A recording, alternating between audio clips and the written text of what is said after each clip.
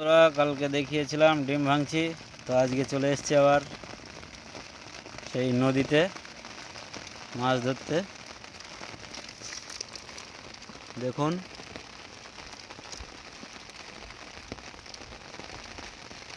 আমরা চলে এসেছি। দুটো ছোট ছোট হয়েছে, একটা ছোটটা চলে গেছে, আর একটা ভালো সাইজেরটা এই যে বড় শিকারি পানার মধ্যে ঢুকে গেছিলো, মাছটা বেরোয়নি। আমাদের কপাল খারাপ, শুধু মাছ আসলেই খুলে যাচ্ছে, বড়শি টড়শি ভেঙে চুরে বেরিয়ে যাচ্ছে।